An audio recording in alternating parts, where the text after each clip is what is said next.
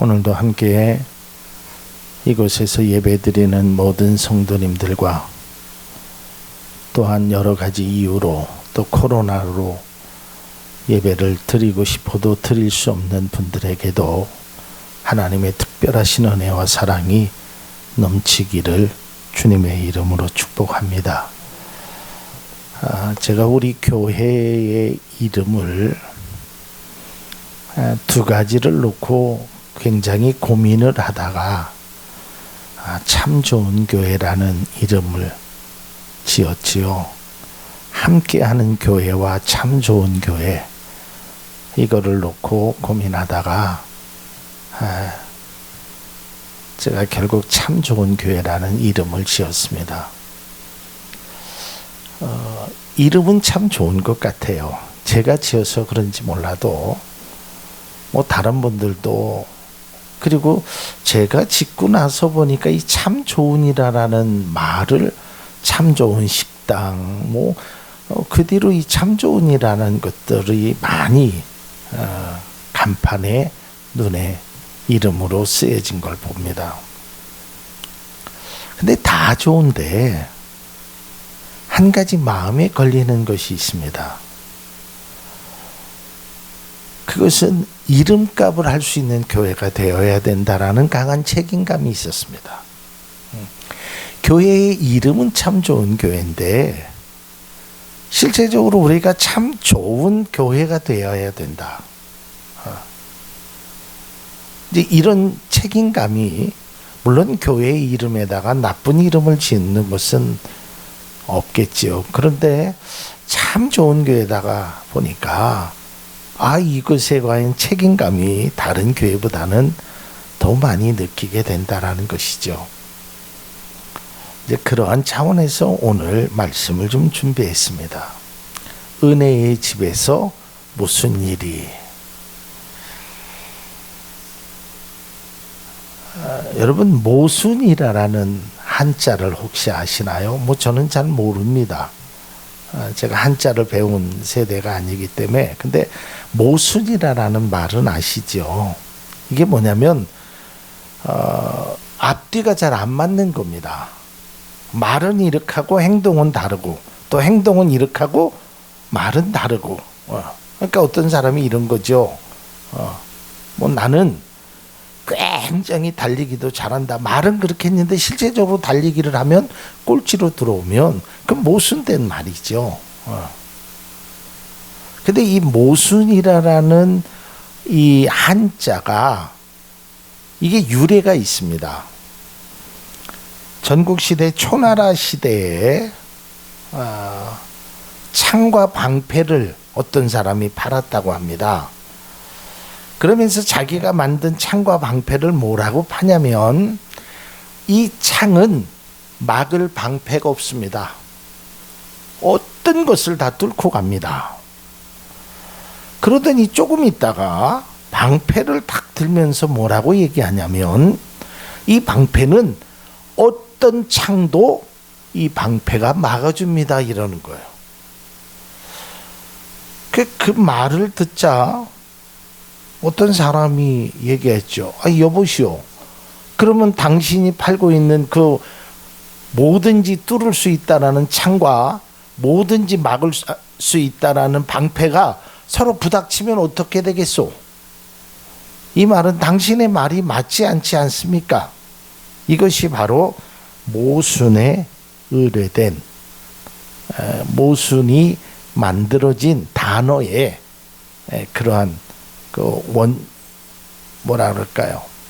원초적인 그 뜻에 거기에서 유래되어 말이 바로 모순이라고 합니다. 오늘날에도 많은 사람들이 모순된 행동과 말을 하죠.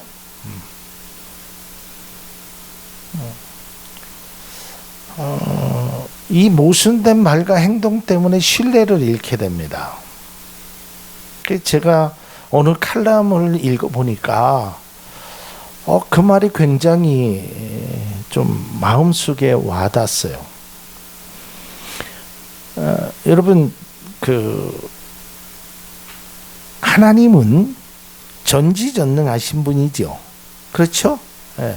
하나님은 예배당에만 계시는 분이 아니죠. 아무데나 어디나 계시는 분이 하나님이죠. 우리가 그렇게 설교를 하고 그렇게 믿고 있습니다. 이제 그런데 그 칼럼에서 쓴 말이 그거예요. 아니 그렇게 믿는 기독교인이 왜 꼭 예배는 예배당에서 드리려고 하느냐? 이제 이걸 모순으로 좀 꽂아봐요. 물론 거기에 반론할 내용도 있지요. 그러니까 아무튼 이런 것이 바로 모순된 겁니다.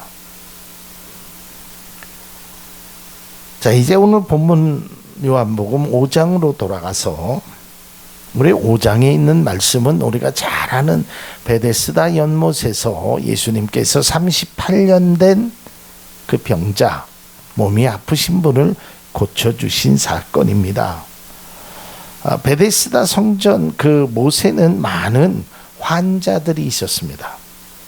여러 가지 유형의, 그 중에 38년 동안 환자로 살았던, 건강치 못했던 사람도 있었지요. 근데 왜 거기에 사람들이 많이 모였냐면 거기에 특별한 일이 있습니다.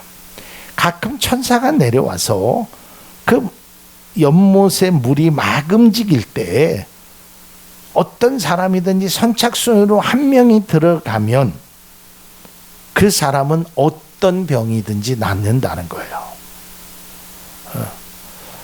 여러분 군대에서 선착순 해보셨죠? 선착순 1번으로 들어오려고, 선착순 안에 들어오려고요 막 달리기를 하죠. 하나 둘 셋 넷 다섯 여섯 일곱 여덟 아홉 열, 그럼 그 뒤로 다시 뛰어, 그러면 또 뛰고. 근데 이건 그 정도의 선착순의 문제가 아니란 말이에요. 내 병이 낫느냐 낫지 못하느냐. 여러분 한번 상상해 보실까요? 자, 베데스다 연못에는 환자들이 많이 있었죠. 거기에는 건강한 사람이 아니라 다 몸이 아픈 사람이 있었죠. 그런데 그 천사가 언제 내려올지는 아무도 모르는 거예요. 예고되지 않았어요. 그러니까 내려오면 하여간 누구든지 간에 쏜살같이 달려가는 사람이 병이 고쳐져요. 그럼 그 모습이 여러분 상상이 되십니까?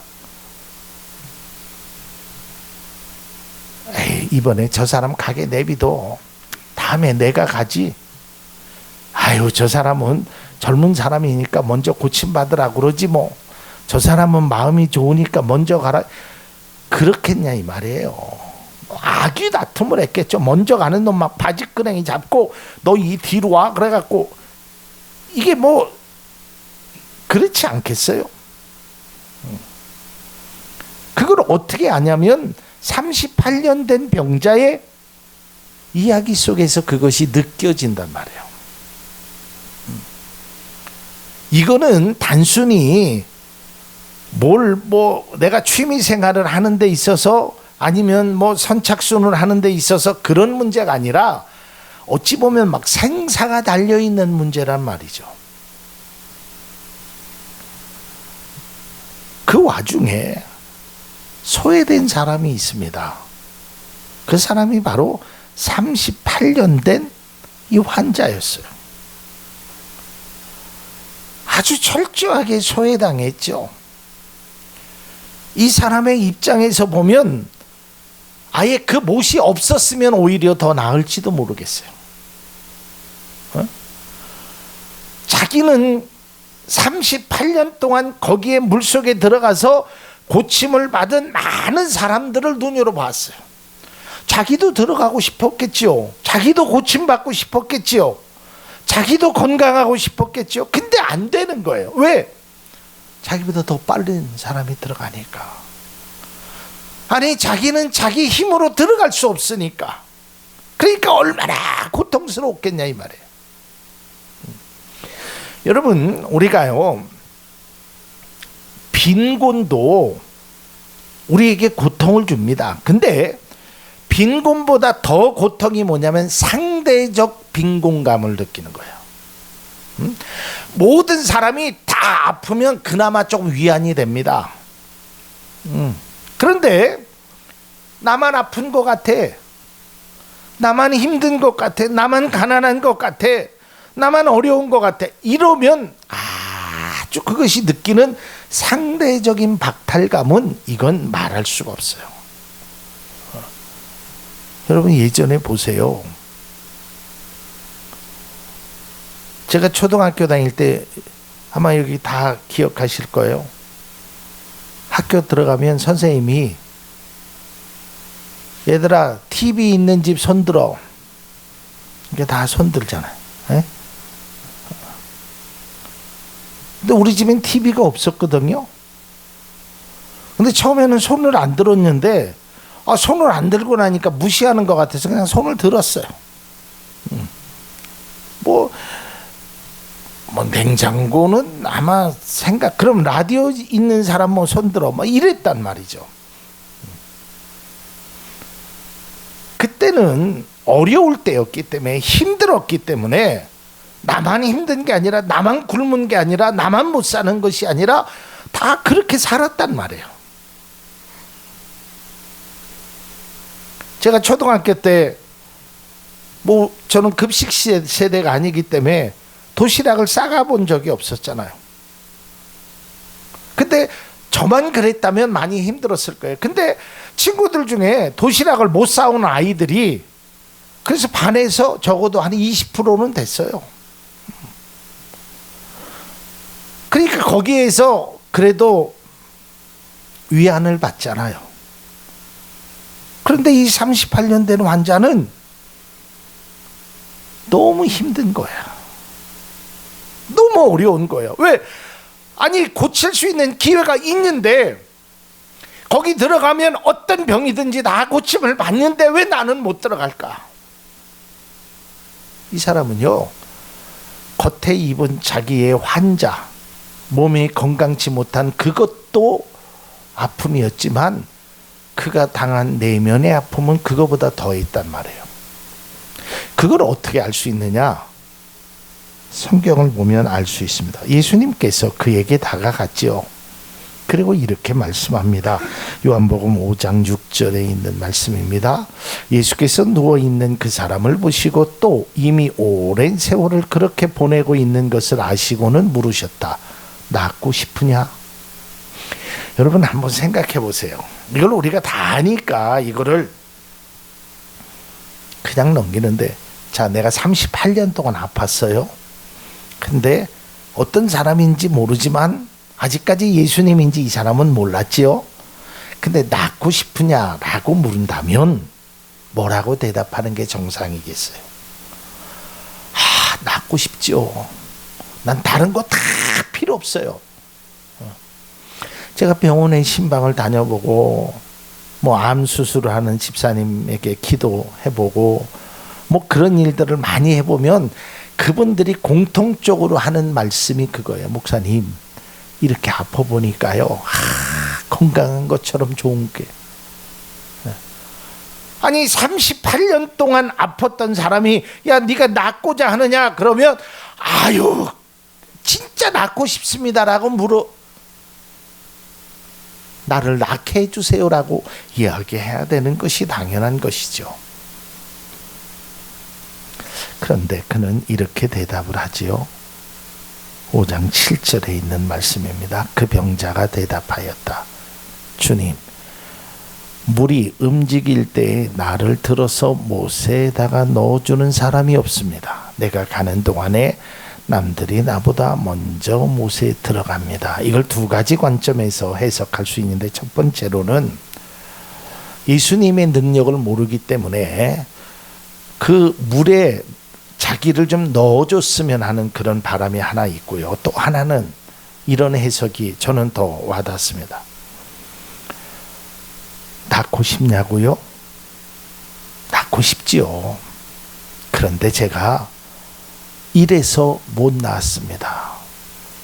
그동안 자기가 받은 상처, 아픔, 이것을 이야기하는 거예요. 여러분, 트라우마라는 것을 아시죠? 그런 트라우마를 한번 가진 사람은요, 어떤 이야기를 해도 내면에 상처받은 이야기가 먼저 나오게 됩니다.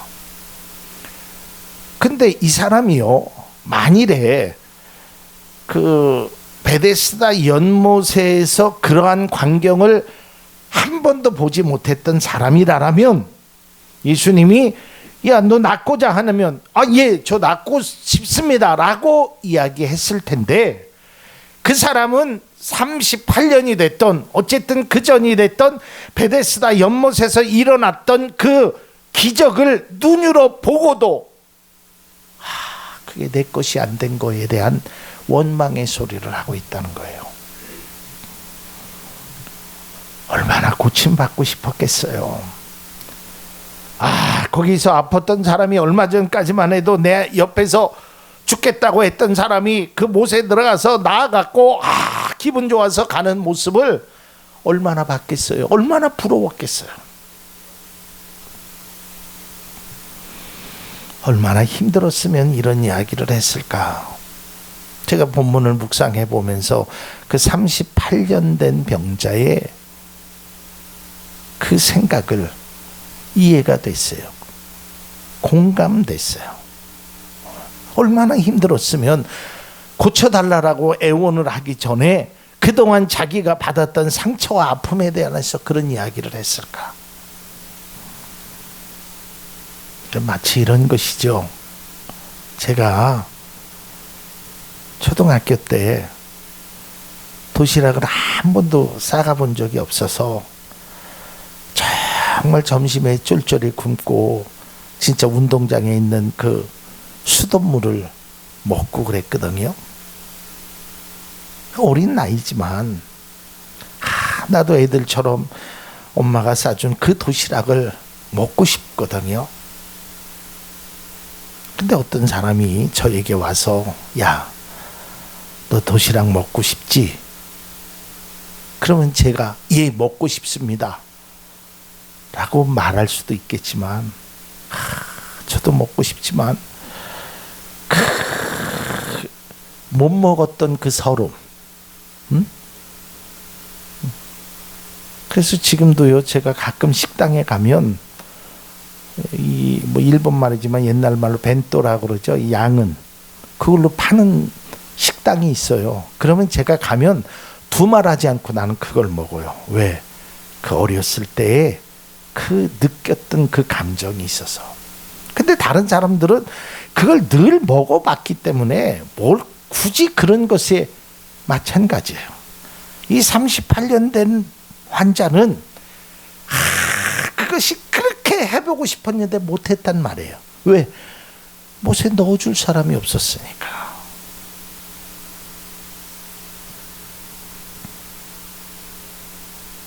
예수님께서 이 38년 된 병자를 고쳐주시지요. 네, 여러분 생각해 보셨습니까? 왜 거기 있는 많은 환자들 중에 이 38년 된 사람을 예수님께서 고쳐주셨을까? 그 사람의 받은 상처, 세상에 소외되고 세상 사람들이 그를 알아주지 않았지만 주님은 그를 알아주셨다는 거예요. 여기서 저는 위로를 받았습니다. 여러분, 우리가 세상에서는 좀 소외될 수 있어요. 우리가 물질이 없어서 우리가 소외될 수 있어요. 먹고 싶은 것, 쓰고 싶은 것, 우리가 능력이 없어서 소외될 수는 있어요. 그러나 주님은 우리를 결코 소외시키지 않은 분임을 믿으시길 바랍니다. 그 하나님께서, 그 주님께서 38년 동안 아팠던 사람에게 찾아가 주셨단 말이에요. 누구도 관심 가졌지 않았던 그 사람에게 찾아가 주셨다는 거예요. 물이 통할 때 아무도 관심 가져주지 않았던 그 사람의 병을 주님이 고쳐주셨단 말이에요.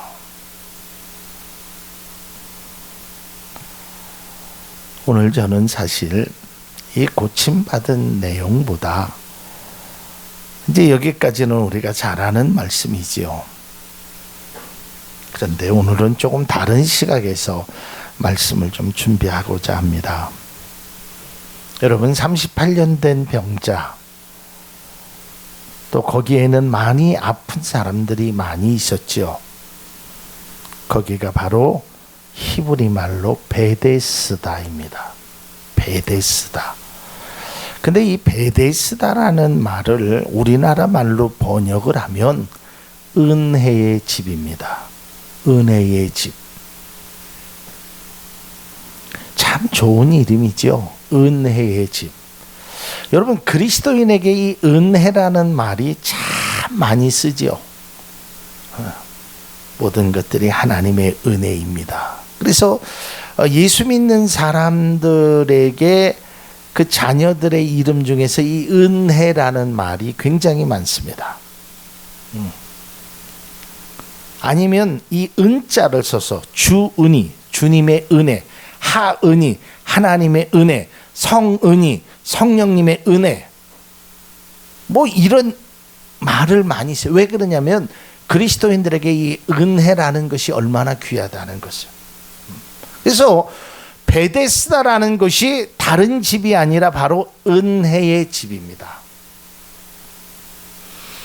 그런데 이렇게 좋은 이름을 가진 베데스다, 은혜의 집에서 어떤 일이 일어났습니까? 안타깝게도요, 은혜의 집이라는 이름처럼 은혜로운 모습이 아닌 경쟁의 모습, 약육 강식의 모습, 치열한 경쟁의 모습을 보였다는 거예요. 여러분 38년 된 병자에 대해서 누구 한 사람도 배려하지 않았어요. 물론 이런 말을 하면 이렇게 얘기할 수도 있겠죠. 목사님, 그래도 내 병이, 내가 몸이 아픈데, 내가 힘든데 여기에서 순서를 지킬 수 있겠습니까? 라고 이야기할 수도 있겠죠. 그러나 여러분,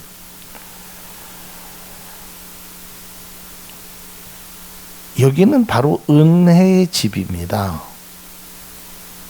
그냥 일반 사회의 통념이, 사회의 생각이 그대로 되는 것이 아닙니다. 그리스도인들이 모여 있는 곳이 바로 교회입니다. 여기는 예배당이고요. 여러분들이 모여 있으면 교회고 여러분들이 없으면 예배당이 되는 것입니다.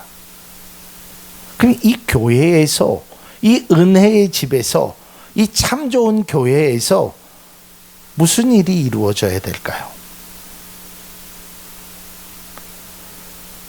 요즘 그 공익 광고에 보면 요즘 아프신 분들이 많아서 그런지 그 응급실에 관한 광고가 나오는데요. 여러분 응급실은요, 오는 순서대로 치료하는 곳이 아닙니다. 아시죠, 여러분? 내가 일찍 왔어도요, 응급한 사람부터 치료하는 것이 응급실입니다. 그게 법이에요. 그러면 아니 세상의 법도, 세상의 병원도 응급한 환자부터 치료해 주는데 어떻게 은혜의 집이라는 곳에서 38년 된 병자에 관해서 누구도 관심 갖지 않았느냐 이 말이에요. 저는 이 말씀을 준비하면서 우리 교회가, 이 땅에 있는 교회가, 믿음의 성도가 어떤 일을 행해야 되는지를 우리가 바로 알아야 돼요.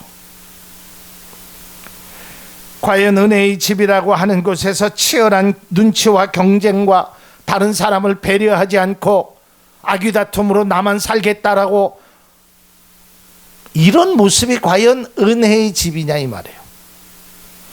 교회도 마찬가지예요. 믿음의 사람들이 모여있는 그곳에 사랑과 은혜와 서로가 서로를 아껴주고 나눠주는 그런 모습이 아니라 위선과 거짓과 서로를 배려하지 않는다면 그것이 교회가 하나님이 원하시는 교회냐 이 말이에요.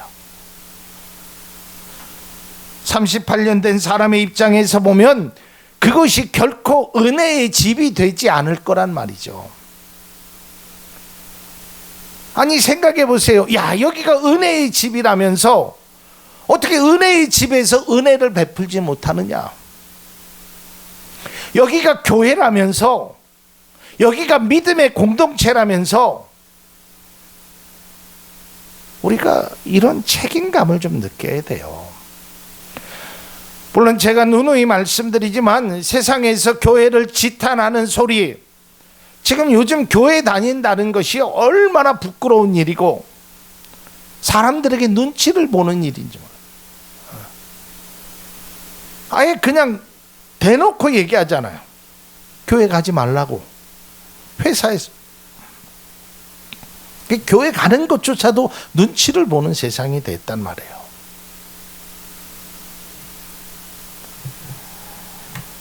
하지만 그런 비난과 비판만 우리가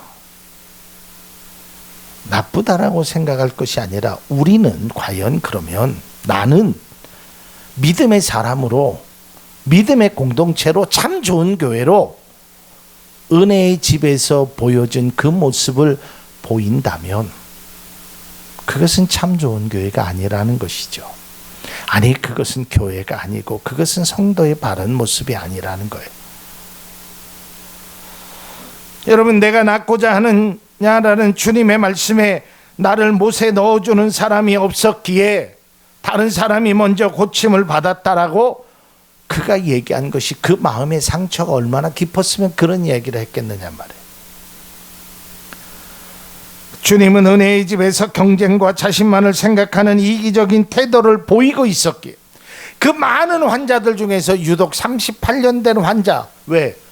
급하니까, 힘드니까, 어려우니까 그 사람에 대해서 관심을 갖는 것이 지극히 당연한 것이죠.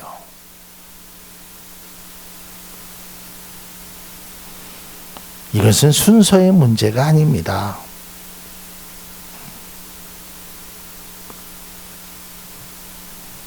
(38년) 동안 고통을 받은,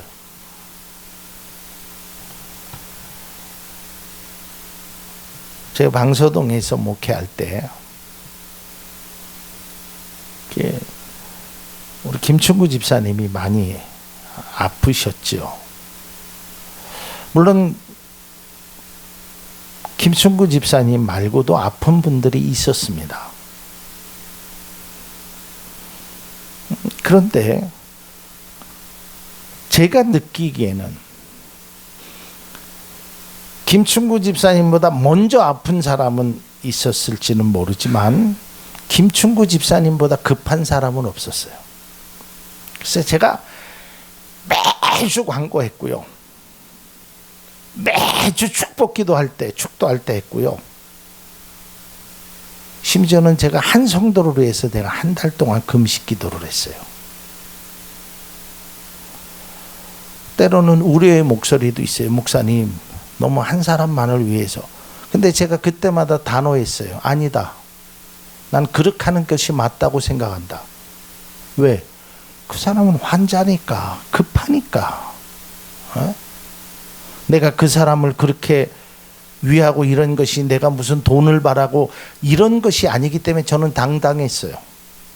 누가 뭐라 그래도 목회자는 그런 일을 해야 된다고 생각해요.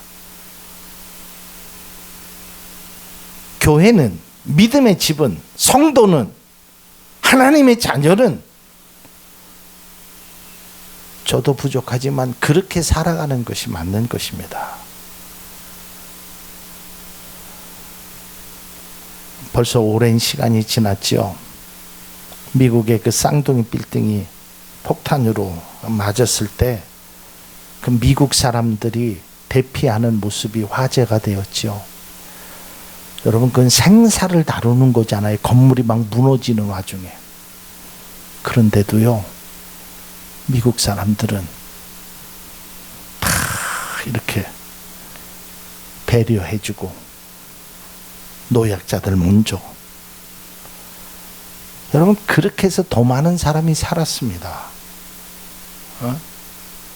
내가 먼저 악유다툼으로 막 하려고 그랬으면 더 많은 사람이 죽었을 거예요.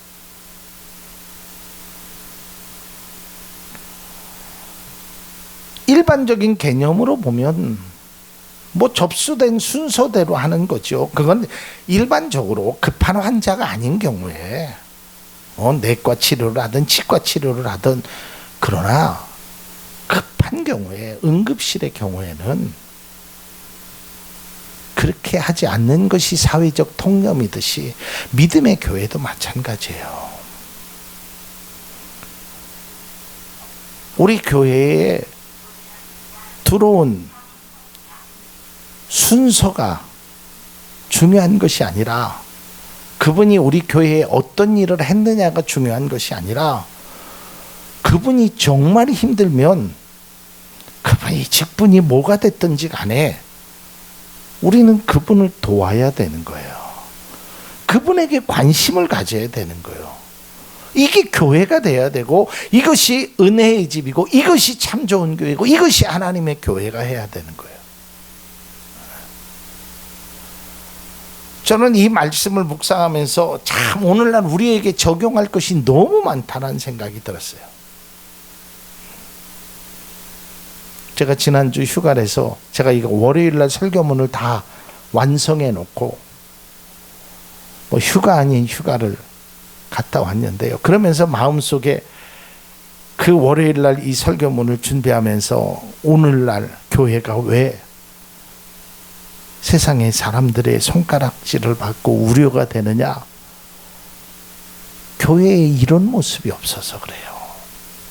은혜의 집에서 악귀 다툼이 있듯이 교회에서도 그런 문제가 있다면 이것은 우리가 반성해야 되지 않겠어요? 주님은 38년 된 병자의 고통을 아셨어요. 그리고 그에게 손을 내밀어 주셨어요. 우리는 이것을 결코 우연이라고 생각하면 안 됩니다. 주님의 특별한 뜻이 있어요. 힘들고 어려운 사람들, 은혜의 집에서 소외되고 무시된 그 사람에게 주님은 다가갔단 말이에요. 저는 이 말씀을 묵상하면서 은혜의 집이라는 베데스다에서 보여준 모습을 보면서 예수 그리스도를 주로 고백하며 따르는 공동체인 교회, 그리고 주는 그리스도시요 살아계신 하나님의 아들이라고 고백하는 성도들의 삶에서 어떤 모습이 필요할까? 입술로는 하나님의 사랑을 이야기하고 하나님의 은혜의 동산이라고 말하지만 실제로는 베데스다와 같이 서로 경쟁하고 싸우고 내가 먼저 나만 하는 이기적인 생각이 있다면 그것은 세상과 별반 다를 것이 없죠. 요즘은 그런 광고가 많이 안 나지만 예전에는 그런 광고가 나왔죠. 2등은 필요 없습니다. 1등만 기억합니다. 그러나 여러분, 세상은 1등만 기억할지 모르지만 하나님은 결코 그렇지 않아요. 1등도 기억하시지만 소외되는 사람이 없기를 바라는 겁니다. 그래서 함께 가기를 원하는 거예요. 먼저 가고 늦게 가고 그것이 아니라 함께 가기를 원하는 거예요. 오늘날 교회가 세상 사람으로부터 외면을 받고 세상의 사람들로부터 눈치를 볼 수밖에 없는 그 안타까운 현실 속에서 성도로서 살아가는 것이, 또 목사로서 교회를 이렇게 한다라는 것이 많이 힘들고 어려운 상황에 있습니다. 그러나 교회는, 성도는 때로는 세상의 모순도 지적하고 그것을 변화시키려고 노력도 해야 되지만 내 자신에게 모순은 없는지 바라볼 수 있어야 돼요. 내 스스로를 느낄 수 있어야 돼요. 내 잘못은 나도 베데스다의 연못에 있었다면 내가 과연 38년 된 환자, 당신이 먼저 못에 들어가야 됩니다라고 얘기할 수 있었는지, 그에게 따뜻한 말 한마디라도, 따뜻한 시선 한마디라도 해줄 수 있었는지. 은혜의 집 베데스다에서 주님은 진정 은혜가 어떤 것인지를 보여주셨습니다. 너희들은 고치기 위하여 악의 다툼을 하고 못에 들어가려고 막 치열한 경쟁을 하지만, 그 경쟁 속에서 소외됐던 38년 된 환자, 들어가고 싶어도 자기 힘으로 들어갈 수 없을 정도로 나약하고 누구도 관심 가져주지 않았던 그 사람에게 주님은 관심을 가져주셨다는 거예요. 사랑하는 성도 여러분, 믿음의 공동체인 교회, 사랑의 공동체인 교회에서, 또 우리 참 좋은 교회에서 주님이 보여주신 이 모습을 우리는 보여야 합니다. 세상과 똑같이 힘 있는 자가 먼저 차지하고 능력 있는 자가 먼저 차지하는 것이 아니라, 그들에게만 관심을 갖는 것이 아니라 모든 사람에게 관심을 갖고 소외되는 사람이 없도록 그들에게 우리는 빛과 소금으로 다가가야 하는 것입니다. 고린도 교회의 다툼을 보셨죠?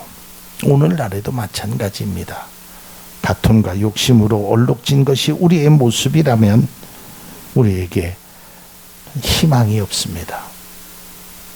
심하게 얘기하면 그것은 교회라고 말할 수 없습니다. 하나님은 단 한 번도 그것을 내 핏값으로 세웠다라고 말씀하지 않았기 때문입니다. 이제 우리 교회는 더 이상 38년 된 병자처럼 소외된 사람이 없어야 합니다. 은혜의 집에서 은혜가 있어야 합니다. 사랑의 동산에서 사랑이 존재해야 됩니다. 그래야 그것이 진짜 은혜의 집이고 사랑의 집입니다.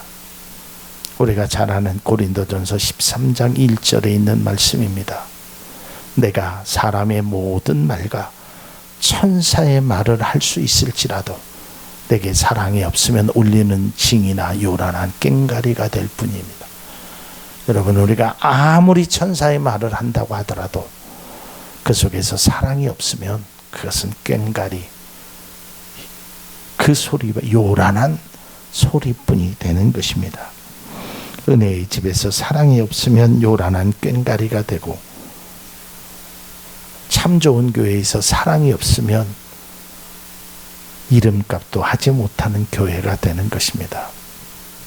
여러분, 가끔 TV에서 이런 프로그램을 보셨죠? 세상에 이런 일이. 거기에는 두 가지 있습니다. 하나는 어떻게 저런 일이 세상에 있나, 경악을 금치 못할 일이 있어요. 그런데 반대로 또 한 가지는 정말 훈훈한 사랑. 얼마 전에 제가 인터넷에서 사진 하나를 봤습니다. 그 태풍으로 인하여 막 건물이 쓰러지고 그럴 때 이 개가 자기 새끼가 그 안에 들어있잖아요. 그거를 해서 찾아달라고. 참 아름다운 모습 아니겠습니까? 물론 자기 자녀이기 때문에. 그러니까 세상의 사람들은 세상의 법칙대로 살아갈지는 몰라도 예수 그리스도를 믿는 하나님의 자녀들은 하나님의 법칙, 성경의 법칙대로 살아야 합니다. 그게 뭐냐면 오리를 가자고 하면 십리를 가야 하는 것입니다. 네가 높아지고자 하면 낮아져야 되는 거예요. 정말 우리 교회는 아름다운 이야기로 감동의 눈물을 흘릴 수 있는 그런 교회, 그런 성도가 우리가 닮아야 될 모습입니다. 교회는 하나님의 집입니다. 성도는 하나님의 자녀입니다. 그러기에 사랑이 있어야 되는 것입니다. 앞서 말씀드렸지만 우리 교회는 참 참 좋은 교회라는 이름을 가진 교회입니다. 이름만 참 좋은 교회가 아니라 진정한 사랑과 은혜가 넘치는 교회, 소외된 자가 없이 그들을 사랑으로 맞이해 줄 수 있는 그런 아름다운 교회를 우리 모두가 만들어 나갈 수 있기를 주님의 이름으로 소망합니다. 기도하겠습니다. 하나님 은혜를 감사합니다. 하나님께서 더 큰 은혜와 사랑으로 함께 하시려고 우리 교회를 이 땅에 세워주시니 감사합니다. 하나님, 베데스다에서 정말 아름다운 모습을 보이지 못했던 그것 속에 주님께서 진정한 아름다운 은혜의 모습이 무엇인지를 보여주셨던 것처럼 우리의 삶 속에도 이러한 모습이 이루어지고 나타나도록 우리 교회 위에 큰 은혜를 내리워 주옵소서. 예수님 이름으로 기도하옵나이다. 아멘.